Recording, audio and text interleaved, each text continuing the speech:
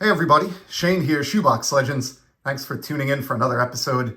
Gonna do what I love to do most and am most comfortable doing here on YouTube today, and just look through a random stack of cards that I have picked out ready to go.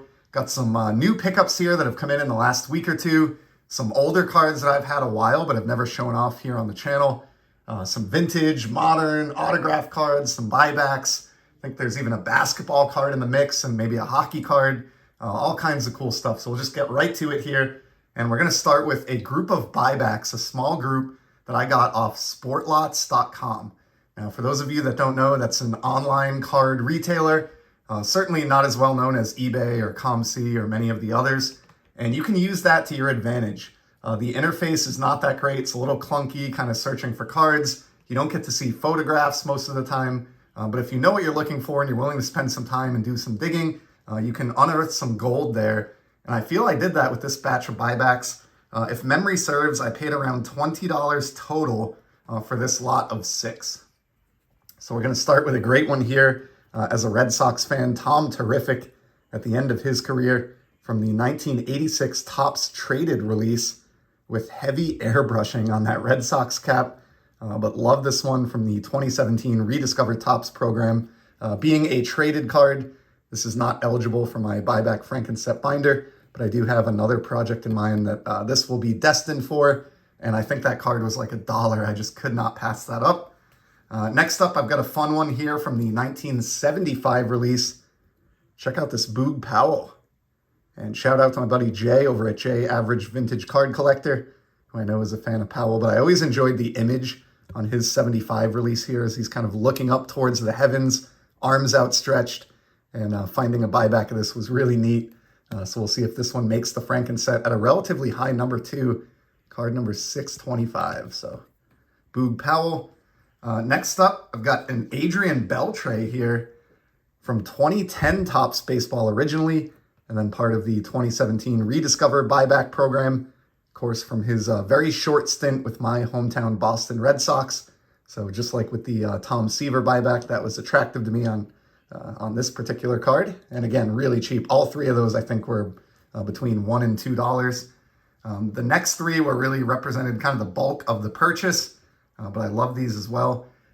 From the 2014 Topps buyback program, we've got the 1970 Topps National League RBI leaders featuring a trio of Hall of Famers. Willie McCovey, Ron Santo, and Tony Perez. Love that card. Take a look at the back here. Card number 63.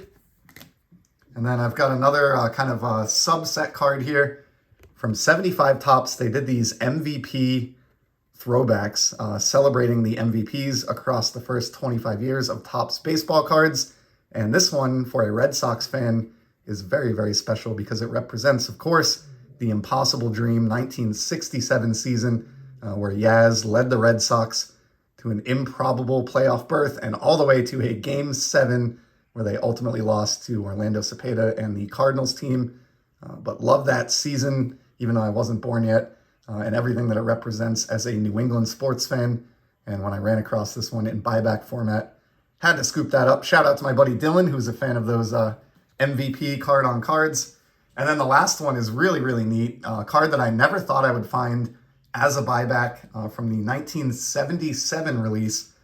Got the Big League Brothers featuring the Bretts, George and Ken of the Royals and White Sox, respectively. You can see the buyback stamp right up here on the edge of the pennant. Just really cool card. Of course, George, one of the best third basemen of all time, and somebody who I've been thinking about lately as Aaron Judge has been flirting with the 400 batting average through the first couple months of the year. And of course, George famously did so many, many years back now. So cool buyback card. And that rounds out my little lot of those from Sport Lots. One other modern baseball card purchase here. Picked up this Aaron Judge Topps 3D from 2020. I've talked about these many times on the channel, but these enjoyed a 5-year run. Topps produced these from 2018 through 2022. Same design and image for the most part as the flagship set, but done in that lenticular 3D technology. This one actually looks pretty good in the evening light here with the backlight on, but just really enjoy these. I've been trying to work on a run of these, the 5-year run, for certain players that I like. And so Aaron Judge has been atop my list. I did get his 2018, which is his Rookie Cup 3D card in a PSA 9 a while back. So that kind of spurred me on and gave me the motivation to go track down some of these, which are on the cheaper side. Even, as of this video, you can still find these for under $20 with a little bit of looking around and patience. And the print run is somewhat limited on these. I want to say it was maybe 700 or something on these 2020s. Don't hold me to that, but really cool Aaron Judge. And I'm actually watching in the background this evening the Red Sox Yankees, and he has already gone deep against Boston tonight. Yet again, surprise, surprise. I got one quick shiny modern Stadium Club card here. And shout out to my buddy Brent Richards, who I know many of you have been thinking about as he's taking a break here from YouTube and has been discussed widely across the community. But Brent, I miss your channel already. Understand your decision, and I support you, brother. You know that, but figured I'd show off this Jackie Stadium Club Rainbow Foil Board, which I did show on one of our ball card banter episodes that we did together a while back. But yeah, just a beautiful Jackie Robinson. I know Brent is a fan of these cards as well. They're always numbered to 25. And in this case, I have copy 1 of 25, the alpha of this particular Jackie. I would love to have a complete run of Jackie Robinson rainbow foil boards, but there are a few that I don't have still, and they can get kind of prohibitively expensive as time goes by, but we'll put that one out to the right here, flanking Brent's amazing Will Clark photograph that he gifted me with in the past. And I'll tell you what, we'll make a little bit more space here as well. Might be able to slide one more card in throughout the episode. Next up, a parallel that I really love pursuing and was able to grab this maybe 2 months ago now. This is the Topps Black Albert Pujols from 2023, his final Topps card. And I love the tip of the cap, or helmet in this case, to the crowd. Yeah, he's not looking his most physically fit that he has in his career in this photo, but nonetheless, I do love the concept of a tip of the cap final Topps card. And I was kind of bummed I missed out. I cheaped out on a PSA 9 of this parallel of this exact card that was on eBay maybe 6 months to a year ago. I had it on my watch list for forever, and I came this close to pulling the trigger many times. I didn't do it, and eventually it sold, and I kind of always regretted that. So when this one popped up as a buy it now or a make a best offer at like half the price of that PSA 9, I immediately started to make an offer. Went back and forth with the seller and got this, I feel, at a really, really good price. So just a cool version there of Albert's final card. And recently I landed the Sapphire Gold numbered to 50 of this card as well in a PSA 9. So this will pair nicely with that. And honestly, I'm not a super collector of Pujols. Really try to limit how much cardboard I pick up of any one player. So I have his rookie now, and I have those 2 final cards, and that'll probably be it for a while. I'll just move on to other things. And I feel like across just those 3 cards, I have a pretty well-rounded Pujols collection. All right, 2 serial numbered hockey cards, and I'll get through these quickly. I know hockey is not for everybody, but I've been enjoying the Stanley Cup playoffs. And I have 2 copies here of my favorite parallel in hockey cards, the Upper Deck Exclusives parallel. These have been in the Upper Deck flagship set going all the way back to the late 90s. So more than 25 years now. And from the 2008-2009 release, I was able to score the Paul Kariya. And during this era, they were using like glorious rainbow foil for the player name, the Upper Deck Exclusives logo here, and the serial numbering, which you can see in the upper left. They only did that rainbow foil effect for maybe 2 or 3 years around this time, but I really, really love these. In addition to that, great photograph here of Kariya, and he is one of those players, he's a Hall of Famer. In fact, I know my buddy Dylan, I believe, has surfed with him in the past quite frequently and may know him. But he's a Hall of Famer, but he's one of those Hall of Famers who seems to attract like an incredible following in terms of the hobby. Like his cards sell for way more than you would think they do, even comparable to other Hall of Famers. And rare parallels like this, like you just can't find them. There must be a few super collectors of him out there that just kind of vacuum everything up. Even this one, it went up as a buy it now or best offer. And I found it probably within an hour or two, I would imagine. just based on my saved search. And it already had multiple followers or watchers. And when I made my offer for it, I was told there was already a competing offer for this card as well. So just gives you a sense. I know hockey is not as highly collected as baseball, but just gives you a sense that there are players out there and kind of niche areas of the hobby where it can get really, really competitive. And as such, I believe this is my first and only Paul Kariya Upper Deck exclusives card. So pretty neat, and we'll put that one up in the background as well, just to get hockey a little bit of love here. And back to the stack. Actually, before I get back to the non-hockey, I have one more beauty exclusives as promised. Picked up in my latest COM-C shipment that arrived about a week or two ago. I had grabbed this Ovi, which is a throwback to the same era as the Paul Kariya.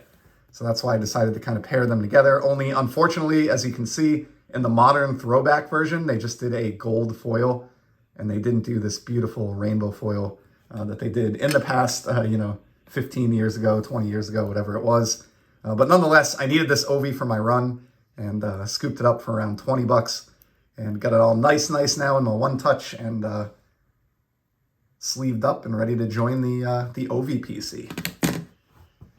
All right, I got one basketball card here, and then I promise we're going to go back to baseball and finish it out. But I ran across a little kind of two-row shoebox of like basketball, football, non-sport, just kind of everything that wasn't my major 3 sports that I collect.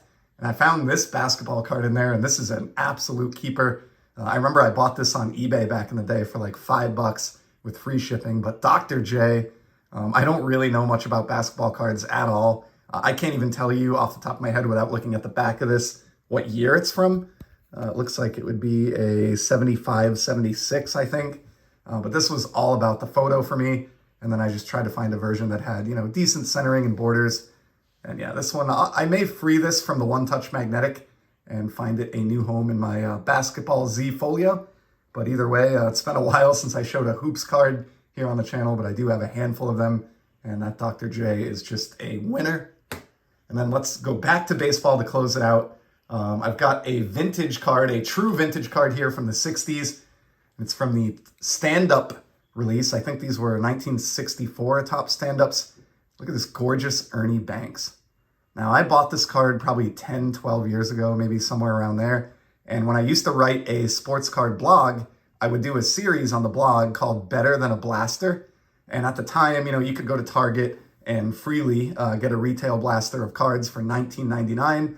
But even back then, I was more into buying singles. And the point of that series on my blog was to show, kind of how much further my dollar could go in the hobby versus kind of just buying packs and opening them at random. And found this Ernie Banks for less than $20 delivered. I think that is a winning price. Obviously, I would assume, in the 10 or 12 years since I bought this, you may no longer be able to get one of these for 20 bucks or less, but just kind of goes to show the general principle that a lot of us singles collectors already know, which is, if you are looking to have a collection that contains kind of some value over time, you are better off hunting the cards you want than taking the gamble on wax. And then I'm going to close out here with a trio of autographs, all on-card autographs. The first one I've had for a long time, but I've never shown. Look at this beautiful Dom DiMaggio. Now, this is from a set that Fleer did back in 2001 to celebrate 100 years of the Boston Red Sox as an organization. And as you might imagine, as a fan of the team, them being my local team, the first place I ever saw live MLB baseball, this set was hugely attractive to me when I got back in the hobby around 2007. I think I did complete the 100 card base set. And then I ended up with this Dom DiMaggio autograph as well. I think they may have had 8 to 10 autograph subjects. I forget, it's been many years since I looked. But in this case, I just love the little professor. Great photograph, great on-card autograph. He is known as having just a stellar auto, and it really comes across here. I mean, that is, modern players could learn a thing or two when it comes to signing cards, signing baseballs from this generation. That is just a gorgeous, gorgeous signature. And a card that I'm really happy to have. And recently just sold my Joe DiMaggio 1940 play ball. So I am without a playing era Joe D in the collection any longer. But I do still have this great autograph of his little brother. And then I've got 2 to close it out from a project that I adore. And they're the reason the Will Clark and Dave Stieb autos have been hanging out in the background there for 15 minutes as kind of some foreshadowing. Managed to grab 2 more 1990 autos from the Topps Archive Signature Series release. And we'll start with one from the traded set. How about Cecil Fielder? How cool is that? This is from the 2020 Archive Signature Series. So this was reissued as an autograph buyback exactly 30 years after the original 1990 traded box set came out. And Fielder just has an incredible auto. I mean, talk about Dom DiMaggio having a nice autograph. Cecil Fielder is right there alongside him. That is simply gorgeous. Love this. I never tire of the 90 design. This is one of the projects I am most passionate about in the hobby. I am constantly looking at my save search. If anything pops up or a new reminder or alert, I try to get on it right away. But adding these 1990 autos just brings me a ton of joy. And the other one that I was able to recently acquire, this one was up at open auction, and I didn't think I'd win it, but I was pleasantly surprised. Got the Doc Gooden from the 1990 release. Big, bold auto. Of course, his auto is not quite as good. It's a little bit anticlimactic after the Dom DiMaggio and the Cecil Fielder, but a great card nonetheless. I love the purple border, just so 1990s, and just a card that I vividly remember from my childhood. Even though he had been a part of causing the Red Sox some pain a few years prior, always loved this Doc Gooden. So 2 more 1990s, 1 base, 1 traded, to that long-term ongoing project of acquiring as many of these in Archive Signature Series autos as I'm able to. And the final 2 cards in tonight's video, I did not mean to go 16 minutes or so, but just had this stack sitting here. Love these cards. It had been a few days, so I wanted to get on, say hello, share some cardboard with everybody out there in the community. Hope you all had a wonderful weekend. Have a great week ahead. I'll be back soon with some more content. And in the meantime, enjoy the hobby. See ya.